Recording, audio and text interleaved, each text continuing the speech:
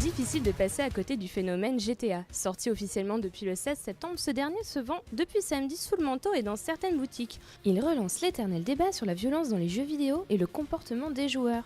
Pas question de polémiquer. Nous nous intéressons aujourd'hui à tous ceux qui n'achèteront pas GTA V et qui ne veulent certainement pas du jeu de Rockstar chez eux. Seront-ils nombreux ces irréductibles ? On leur a posé la question.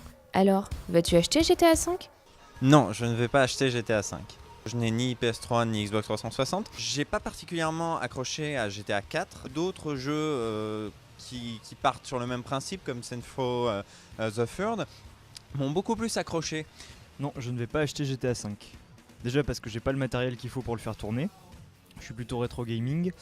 J'ai déjà d'autres GTA qu'il faut que je finisse et j'aime pas trop les phénomènes de masse, surtout qu'il est nouveau donc il est vendu cher et ça vaut le coup d'attendre pour l'avoir moins cher après quand il y aura GTA 6 qui sortira. Je vais pas l'acheter tout de suite puisque déjà le prix, je trouve c'est un peu trop cher, le prix des jeux vidéo neufs quand ils sortent tout de suite. Donc je vais attendre qu'ils baissent, donc au fur et à mesure du temps.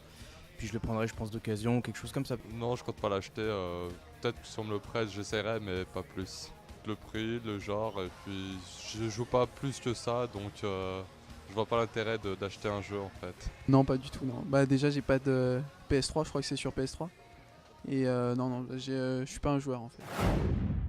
1h30 plus tard, on se retrouve presque bredouille dans cette investigation. Et les fans de Rockstar affluent toujours pour récupérer leur précieux Graal.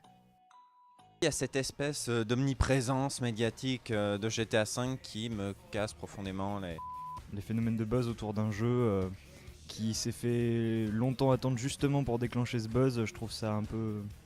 Enfin, ça te donne un peu l'impression de tomber dans un piège que Rockstar a tendu aux gamers, quoi. Il y a toujours eu des buzz autour des GTA, je pense, c'est un gage de qualité. Moi je me rappelle quand je jouais au GTA Vice City, les San Andreas, tout ça, bon c'est toujours des excellents jeux, donc je peux comprendre que maintenant ils soient très attendus. C'est un jeu, ça n'a rien de plus d'extraordinaire que ça, et je vois pas pourquoi on en parle autant.